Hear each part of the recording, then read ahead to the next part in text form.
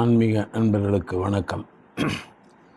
இன்று தேடலில் பற்றியும் பிரம்மத்தை பற்றியும் கூறவிருக்கிறேன்.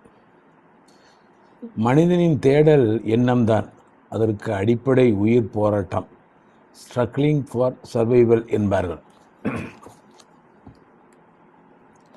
அத்தகைய வாழ்த்தலுக்கான போராட்டம்தான் இந்த உன்னதங்களை நடத்தியது.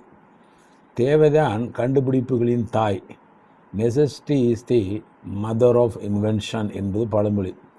எவ்வளவுக்கு எவ்வளவு நெருக்கடி அதிகமாகிறதோ அவ்வளவுக்கு அவ்வளவு வேகமாக கண்டுபிடிப்புகள் நிகழும். சாதாரணமாக ஒரு கண்டுபிடிப்பை நிகழ்த்த குறைந்தபட்சம் 6 மாதங்கள் ஆகும்.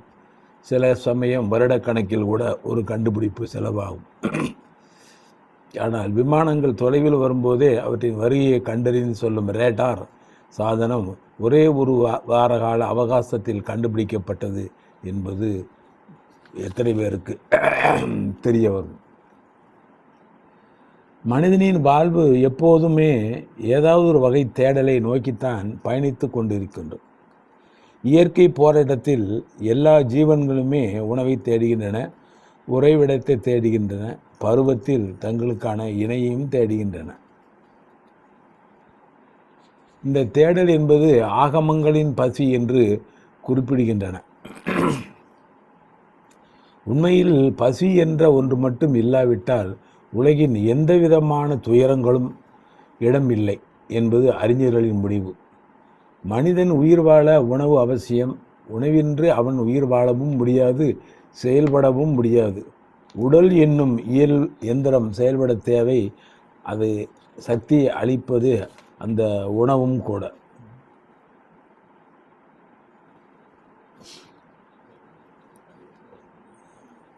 நமக்கு வயிற்றுப்பசி, உடற்பசி என்பது போல இதையும் கடந்தது ஞானப்பசி என்பது இந்த மனதில் ஏற்படும் பசி. எல்லோருக்கும் உள்ள பசிதான் இது. ஆனால் இது எல்லோரையும் வருந்துவதில்லை. ஒரு வாய் தண்ணீர் குடித்தவுடன் தாகம் தீர்ந்து விடுவது போல ஏதோ ஒரு விளக்கம், விரிவுரை, மத கோட்பாடு அல்லது புராணத்தை அல்லது தத்துவத்தை, அறிவியல் என்று ஏதோ ஒரு விளக்கத்தை கேட்டவுடன் அல்லது ஒரு சிலருடன் இது பற்றி கலந்து பேசுவதுடன் 99.99% மக்கள் நிறைவடைந்து விடுகின்றனர்.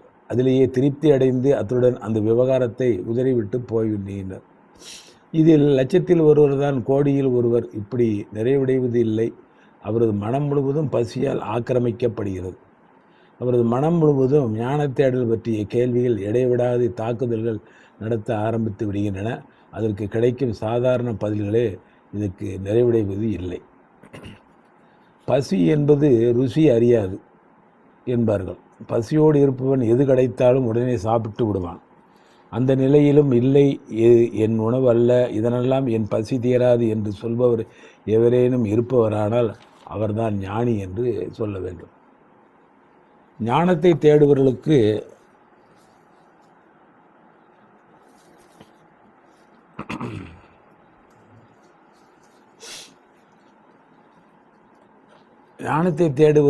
அதை தவிர வேறு எதிலும் கவனம் இருக்கக்கூடாது.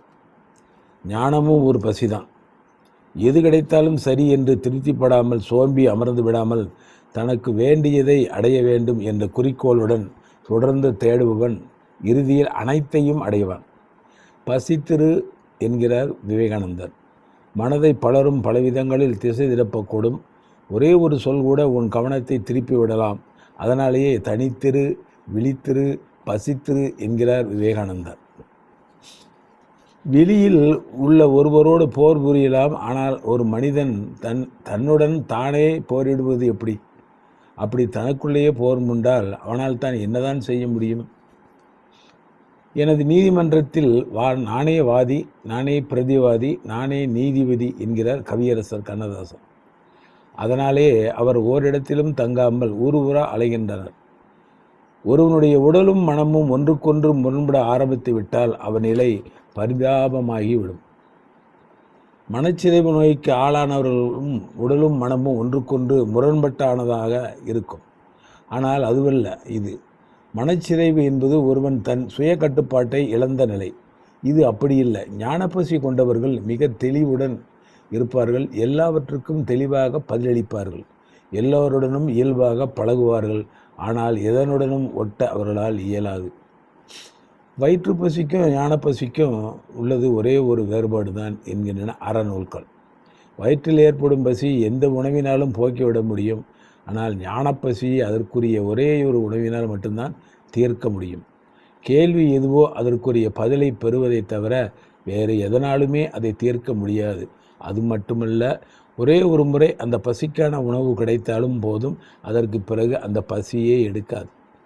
இந்த பசியை பற்றி ஔவையார் ஒரு பாட்டில் சொல்கிறாரு, ஒரு நாள் உணவை ஒளி என்றால் ஒளியாய், இருநாள் உணவை கொல் என்றாலும் கொல்லாய். அதாவது வயிறே ஒரே ஒரு நாளைக்கு மட்டுமாவது பசிக்காமல் இரேன் என்றால் அதை கேட்டுக்கொண்டு அது சும்மா இருக்காதாம். அதே போல் இருநாளைக்கான உணவை இப்போதே எடுத்துக்கொள்ளு என்றாலும் அது எடுத்துக்கொள்ளாதாம். ஆனால் ஞானப்பசி என்பது அப்படிப்பட்டதல்ல. ஞானப்பசி மூண்ட நாள் முதல் தொடர்ந்து நெருப்பை போல கலன்று கொண்டே இருக்கும். பார்த்தல், படித்தல், கேட்டல், உணர்தல் என எந்த வகையிலேனும் அதற்கான விடை கெட்டுவிட்டால் உடனே அது மறைந்துவிடும். அதன் பின்பு மீண்டும் அது வருவதே இல்லை. பசி எடுக்கும் வேளையில் சாப்பாட்டு நேரத்திற்கு முன்பு அடிக்கடி தண்ணீர் குடித்து கொண்டிருந்தால் அது பசியே எடுக்காது. வயிறு முழுவதும் தண்ணீர் நிரம்பி இருந்தால் எப்படி பசி எடுக்கும்? அது முதலில் வெளியேற்றப்பட வேண்டும் அல்லவா? அப்படியே தான் ஞான பசிக்கும். தொன்று தொட்டு வருபவை நமது சம்பிரதாயங்கள், மரபுகள், விசேஷமான சாங்கியங்கள் என்று பலவும் செய்யப்படும் போது நமக்குள் ஏதோ ஒரு நிறைவு மனசுக்குள் ஏற்பட்டு விடுகிறது. அங்கே தேடல் என்பது ஏற்படுவதே கிடையாது. அதனால் அங்கு ஞானப்பசி எழவும் வாய்ப்பில்லை. ஆகவே நீங்கள் ஞானப்பசி இருக்கணும் என்றால் எதையும் விட்டுவிட்டு எல்லா மனசை சுத்தமாக இருந்தால் ஞானப்பசி கிடைக்கும் என்று கூறிக்கொண்டு இதனுடன் இந்த பத்தியை முடித்து கொள்கிறேன். நன்றி, வணக்கம்.